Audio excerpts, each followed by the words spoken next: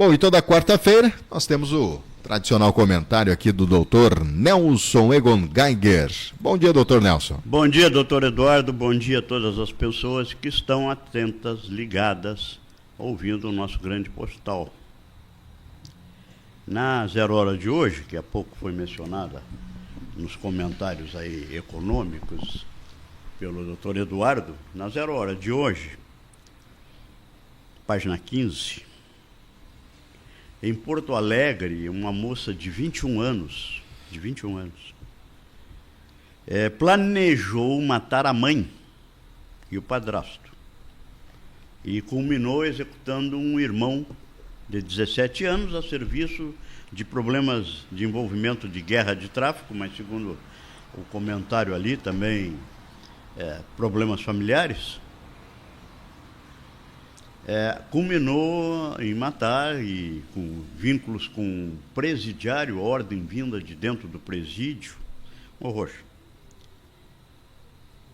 E na mesma página 15, há um suspeito de matar a ex-namorada de 21 anos em Gravataí. A morte por ciúmes, o ciúmes é um dos problemas maiores do ser humano. A ira é um dos problemas graves.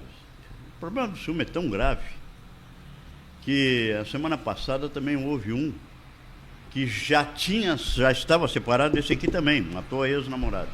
Já estava separado, tinha medida protetiva, e mesmo com a medida protetiva e com já tendo sido advertido pelo fato, foi atrás até conseguir matar a ex-companheira.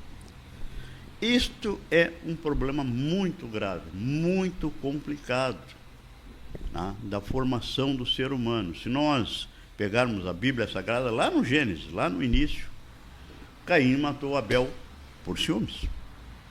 Teve ciúmes que a oferenda de Abel para o Senhor, para Deus, foi mais bem recebida do que a dele. E em razão desses ciúmes, acabou matando o irmão. Isto é um problema do ser humano muito complicado.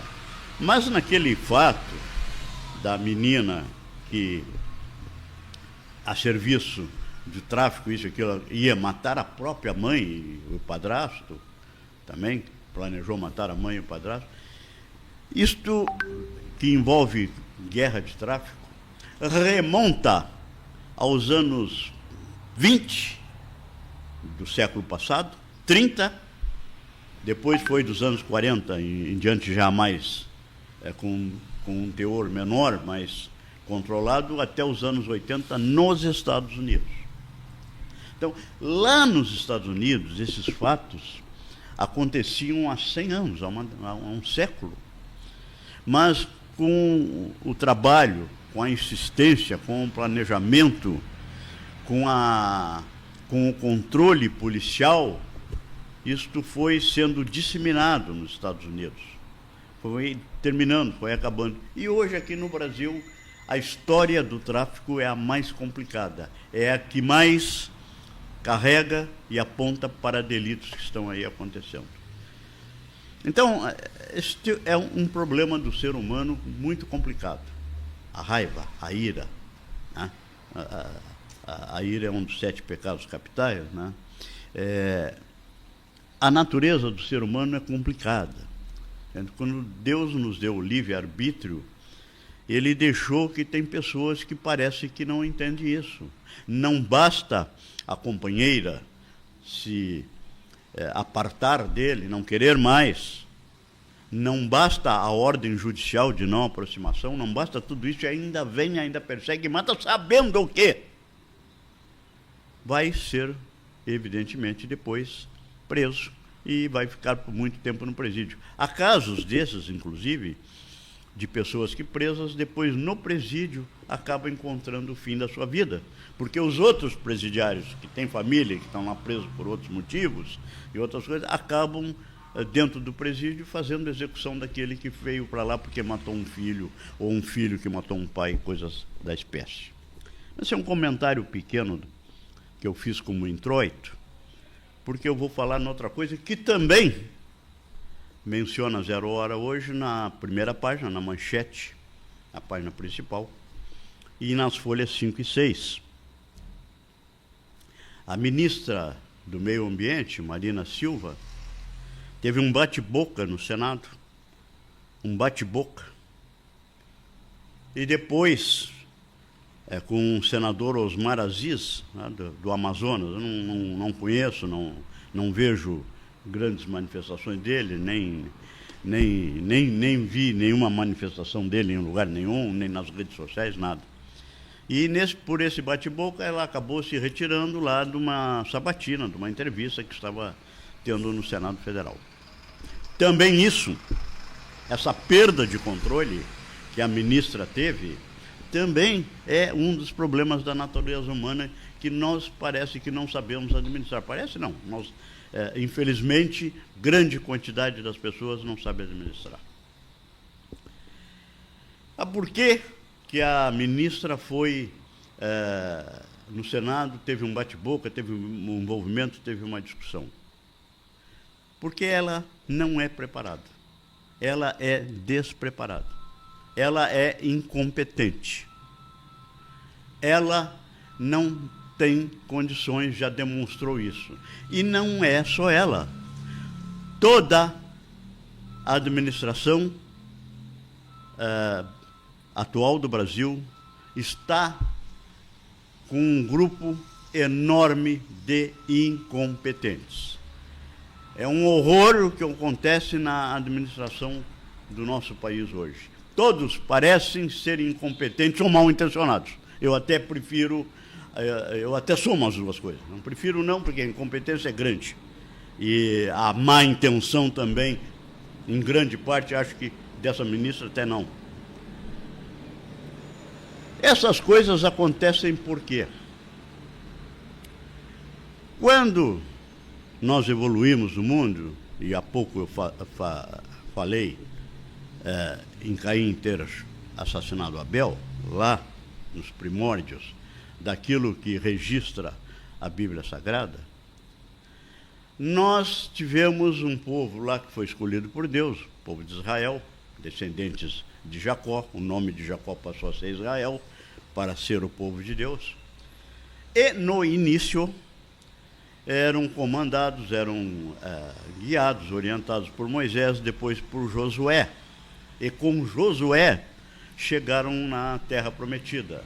Não tinha, naquela época, um comandante geral. Ali em Josué terminou, e depois, segundo a Bíblia, houve um período em que o povo tinha lá algumas orientações através dos juízes que menciona na Bíblia. Entre eles, mais famoso, mais conhecido, Sansão. Bem, até que os homens, em outras civilizações, como a grega, que não era vinculada ao povo de Deus, diretamente escolhido segundo a Bíblia, que começaram a entender que nós precisávamos ter alguém que nos orientasse. E aí se criou o absolutismo, se criou o rei, também teve lá em Israel, também tiveram. O primeiro foi Saul, o segundo Davi, terceiro Salomão, depois foi dividido Israel em norte e sul, Israel e Judá, tiveram outros. Mas o rei, o comandante, tinha o poder total. O poder era absoluto, era um absolutismo. E depois, quem o sucedia, por hierarquia, eram os descendentes. Até que se acabou com isso, se teve uma visão, acabou não, mas se teve uma visão de como é que nós vamos administrar as populações que estão crescendo. O mundo era pequenininho, tinha poucos povos, um aqui, outro lá, mas aí começou a crescer, como é que nós vamos administrar? E os gregos tiveram a sábia orientação de criarem, né, a democracia. Quer dizer, nós vamos fazer o seguinte: nós vamos nos governar, nós mesmos. Através de quê? Nós vamos escolher, não é mais o rei, o filho do rei, o neto do rei, que é o Senhor absoluto. Nós vamos escolher os nossos representantes. E vamos escolher, e é a escolha através do voto, há um período de tempo que a pessoa é eleita e pode comandar. Aqui no Brasil são 4 anos, ainda bem. Imagina se fosse 7, igual na França, que ainda permite uma reeleição, ficar 14 anos sobre comando de idiotas como esses que nos governam hoje. E depois a gente muda. A gente escolhe aquele que nós, a sociedade, o povo, a nação. O povo, a nação significa o povo.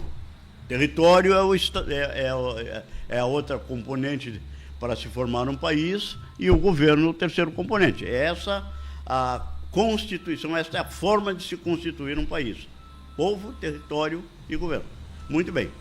Aí a nossa ideia, a ideia dos homens de administrar, precisa que haja a substituição através da votação. Mas, mesmo assim, os absolutistas começaram a tomar conta.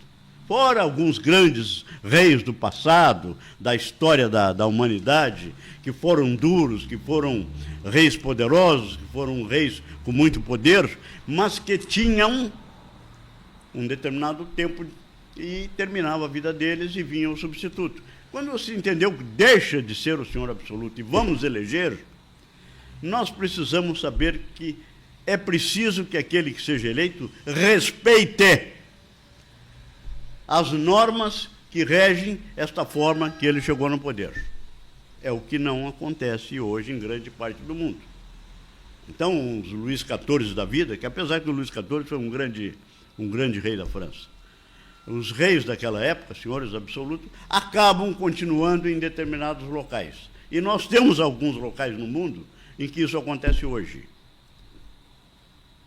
O corrupto, sem vergonha, oportunista, ditador, perseguidor, sanguinário da Venezuela, Maduro, aliás, amiguinho dos nossos governantes atuais.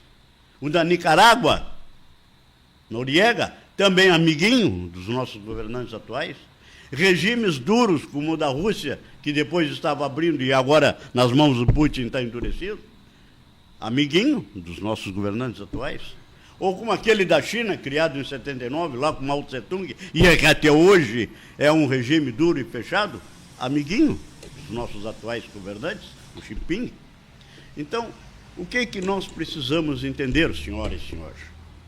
Que nós temos que estar atentos e que temos o direito de, enquanto há democracia, porque esse governo que nós temos aqui está perigando e querendo fechar redes sociais para acabar com as liberdades e tentar se continuar no poder com este desmando administrativo que aí vem ocorrendo, com essas atrocidades na economia, com essa maneira que estão prejudicando as finanças e o povo brasileiro e trazendo de volta a miséria e, quizás, amanhã depois, o desemprego.